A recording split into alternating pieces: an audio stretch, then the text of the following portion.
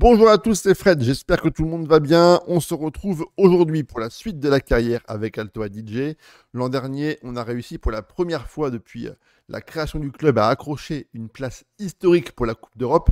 Cette année, on a énormément de chantiers. Tout d'abord, en championnat, on va devoir lutter pour accrocher encore une fois une place européenne pour continuer la progression du club. Mais surtout, en Coupe d'Europe, on va devoir batailler dur pour ne pas paraître ridicule à la vue de l'Europe entière. On va également certainement subir l'enchaînement des matchs, une fatigue physique et mentale. On va donc devoir se renforcer d'un point de vue qualitatif mais aussi quantitatif pour amener de la rotation, des joueurs importants pour essayer de faire malgré tout une bonne saison.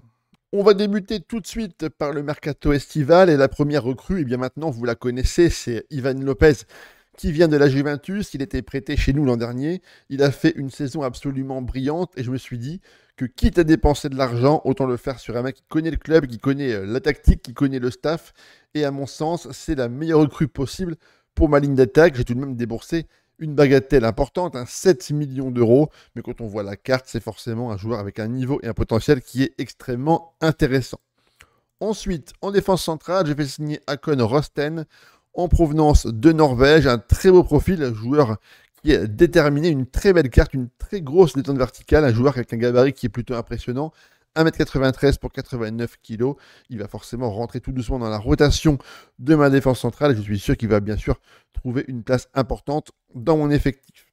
Au niveau de la ligne d'attaque, deux joueurs m'ont rejoint. Le premier, c'est Mathis Ablid. J'avais besoin d'un joueur de rotation pour combler éventuellement les blessures ou les coups de mou d'Ivan Lopez devant. Il arrive librement pour 53 000 euros par mois. C'était là une très très bonne opportunité. Joueur de remplacement également, c'est Tommaso Di Nepoti qui arrive lui encore pour être dans la rotation. Un profil quand même beaucoup plus faible que Mathis Ablin. Il aura un temps de jeu certainement relativement limité, mais ça me permet d'avoir des joueurs intéressants sur ma ligne d'attaque et surtout la possibilité de jouer parfois avec un ou deux buteurs. Et enfin, dernière recrue qui arrive en prêt, c'est Justin Diel qui vient de Stuttgart. Pourrait bien remplacer sur le côté droit ou le côté gauche Rares Illier, joueur profil créatif, attaquant avancé ou éventuellement meneur de jeu. On verra bien quel rôle on va lui donner, mais il arrive en tout cas pour amener de la rotation à mon équipe.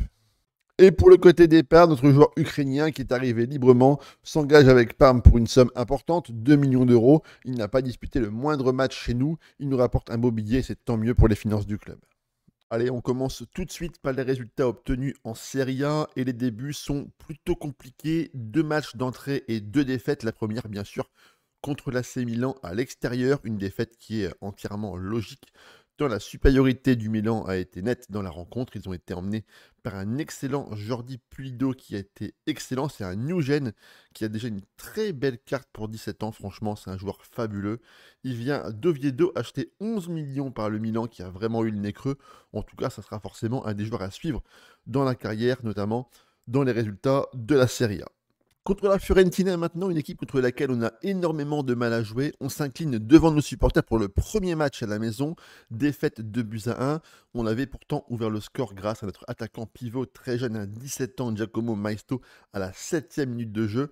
Malheureusement, d'ailleurs, on a pris l'égalisation 1 minute plus tard. Et en fin de rencontre, c'est Enzola qui a marqué un but d'une frappe monstrueuse à la 94e minute de jeu. Au niveau des stats, globalement, la rencontre, on l'a bien dominée, on a même plutôt bien joué, on a eu de très nombreuses occasions. On est tombé encore une fois sur un David Derrea absolument impeccable sur sa ligne de but. Et vous allez voir qu'au niveau du réseau de passes, on a pourtant une tactique qui est très intéressante, avec notamment des latéraux qui vont monter très haut, avec le numéro 5 ici, Butaro, et le numéro 24, Simone Davi, qui ont fait preuve d'une intensité et d'une mobilité absolument incroyable. Malheureusement pour nous, ça n'a pas suffi à aller chercher au moins le point du match nul. Contre l'équipe du Napoli, on va chercher à l'extérieur nos premiers points, notre première très belle victoire. Une rencontre acquise notamment grâce à la très bonne performance d'Armando Vladi Hdini, notre jeune joueur albanais, qui a été absolument fabuleux. 2 passes D en tant qu'ailier. Rappelez-vous, il est formé au club et c'est un joueur sur lequel on compte énormément pour l'avenir. L'équipe de Naples, par contre, a été emmenée par un excellent Alex Meret qui a fait de très nombreux arrêts. 20 tirs pour nous, 10 cadrés, il a repoussé de très nombreuses tentatives et sans lui, le score aurait pu être beaucoup plus large.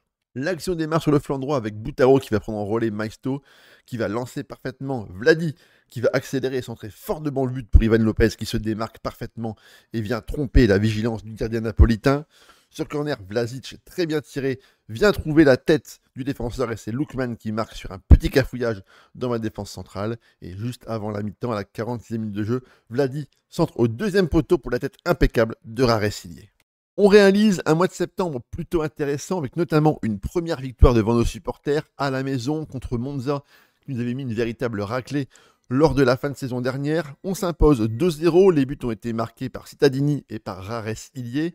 A noter tout de même dans la rencontre l'excellente prestation défensive de mon équipe. Les 5 joueurs derrière ont une note qui est au-delà de 7. C'est vraiment très intéressant et encourageant pour l'avenir de cette phase défensive. Contre Cagliari, match nul, 2 buts partout, un but de Maisto et un but d'Elgasson en fin de rencontre qui vient arracher le point du match nul.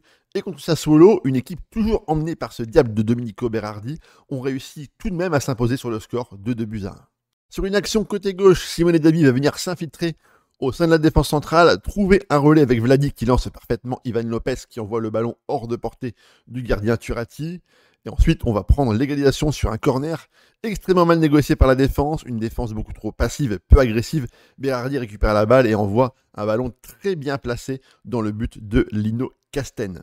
Et ensuite, sur une réaction collective très bien emmenée, Derli passe pour Ivan Lopez qui vient placer une très belle frappe dans la lucarne opposée. Le mois d'octobre a été très compliqué. On a affronté 3 très grosses équipes. La Roma qui est toujours emmenée par Zidane mais qui est en réelle difficulté pour cette saison. On s'impose 1-0, un but de Mathis Sablin, son premier avec nous depuis qu'il a rejoint le club. On a eu toutes les peines du monde à se défaire d'une équipe de la Roma qui était vraiment très entreprenante malgré quand même des stats globalement assez faibles. En tout cas, on marque à la 90+5, c'est extrêmement rare et ça fait vraiment du bien de prendre 3 points en classement. Contre l'Inter Milan de l'entraîneur De Zerbi, on a été malmené pendant l'intégralité de la rencontre. Lino Casten a pendant très longtemps repoussé les très grandes tentatives de l'équipe interiste et on a fini par s'incliner sur un but de Kivior à la 84e de jeu. Franchement, dans la rencontre, on n'aurait pas pu faire mieux. Les Interistes vont marquer sur une combinaison entre Di Marco et Pavard sur coup franc, une très belle phase arrêtée pour eux. On va ensuite égaliser, Rosten qui décale Boutaro, qui lance parfaitement Vladi, qui percute et qui centre, magnifique pour la connexion avec Ivan Lopez. Giorgini va ensuite marquer un but important sur penalty pour le but du 2-1, mais malheureusement, en fin de rencontre, les joueurs offensifs de l'Inter seront trop intéressants et trop bons pour nous. Lautaro marque sur une tête piquée, et en fin de match, sur un corner mal négocié, cafouillé, c'est Kivior qui vient placer une reprise hors de portée du gardien Lino Casten. Contre la Juventus, match plutôt compliqué, c'est Nicolas Gonzalez qui a allumé la mèche très tôt dans la rencontre, et un but dès la 6e minute de jeu. On a dû patienter quasiment juste avant l'heure de jeu pour égaliser grâce à Ivan Lopez, très bien servi par Alessio Buttaro. Et on a marqué ensuite un but de Branco van den Boomen sur une très belle action collective. On prend 3 points contre une très grosse équipe et une équipe qui est candidate pour l'Europe. Franchement, c'est très intéressant. Et contre le Torino, rien à dire, victoire nette sans bavure 3-0. Les buts ont été marqués par Giorgini, Raré-Sillier et par le joueur nord-irlandais Padilan. Pour le classement, on est plutôt bien positionné, on est 5e dans le wagon de tête pour les places européennes. À noter quand même toutefois des éléments qui sont extrêmement importants et encourageants. C'est la première fois qu'on a des joueurs qui sont placés aussi haut dans le classement des buteurs et dans le classement des passes décisives. On va retrouver pour les buts Ivan Lopez avec déjà 7 buts au niveau des réalisations, mais surtout le meilleur passeur du championnat pour l'instant, c'est Armando Ashdini, le petit Vladi, avec déjà 7 passes D en 11 rencontres, ce qui est vraiment pour un jeune de 18 ans une excellente performance. Au niveau de la Coupe d'Europe, rappelez-vous, on était engagé en Conference League pour notre première campagne européenne et par le plus grand des hasards, je ne sais pas pourquoi, je n'ai pas vraiment cherché ni fait attention, on se retrouve propulsé directement en Europa League pour le plus grand plaisir des supporters, des dirigeants, mais également des joueurs qui vont disputer une très belle compétition continentale. Au niveau des matchs, des équipes qui sont extrêmement différentes, des styles de jeu diamétralement opposés. On va affronter Bruges, l'AEK Athènes, Retafe, Leipzig, Ghent, Toulouse, le Maccabi Haïfa et pour finir, une rencontre d'anthologie à Londres contre l'équipe de Tottenham. Pour les résultats, c'est plutôt pour le moment assez disparate contre l'équipe de Bruges, match nul à l'extérieur sur le score de 1 but partout. Résultat plutôt intéressant, notamment à l'extérieur pour le premier match en Coupe d'Europe. À la maison, devant nos supporters, on s'impose contre le club grec de l'AEK avec des buts de Moukoudi par CSC et de Giacomo Maisto qui est venu arracher d'une tête rageuse la victoire. Et en fin de match, en fin d'exercice contre Retafe au mois d'octobre. Défaite 2-0. Bon, défaite amplement méritée. Retafe sont beaucoup plus forts que nous, emmenés par un Borja Mayoral absolument majestueux. On réalise pour le moment un début de Coupe d'Europe plutôt intéressant. Pour les stats individuels, le meilleur buteur du club, on l'a déjà vu, hein, c'est Ivan Lopez avec 8 buts marqués en 13 matchs, une fois homme du match, une note moyenne de 7,05. Notre buteur espagnol de 20 ans est clairement dans la forme de sa vie. Heureusement qu'il est là pour marquer et pour conclure de très nombreuses occasions. Maintenant, on va passer clairement sur l'homme clé, l'homme qui brille vraiment au sein de l'effectif. C'est celui qui est actuellement le meilleur joueur du club, c'est Armando Ashdini. Vladi avec 13 matchs, 8 passes D, 3 fois homme du match, une note moyenne de 7,30. C'est vraiment le joueur qu'il nous faut, qu'il nous fallait. Il est intenable sur le flanc droit, extrêmement vif, rapide. Il manque encore un petit peu de technique, mais franchement, à 19 ans, c'est déjà extrêmement intéressant. Un potentiel incroyable, un niveau déjà très bon et déjà très développé. Franchement, je suis vraiment ravi de l'avoir et ravi de pouvoir l'accompagner et le former dans sa progression de jeune joueur de football. Au niveau des déceptions maintenant, je suis assez mécontent des performances de Mathis Sabline qui arrivait pour être dans la rotation. Il rentre principalement pour les fins de match où j'attends énormément de lui. Malheureusement, il n'arrive pas à performer. Il a disputé quasiment 10 matchs, un but seulement de marqué, une note assez faible avec 6,71 de notes, ce qui est vraiment terrible pour un buteur. Il devrait pouvoir faire mieux, en tout cas on reste focus, on continue à l'encourager parce que je suis persuadé qu'il va nous rapporter des points et marquer des buts dans la deuxième partie de la saison.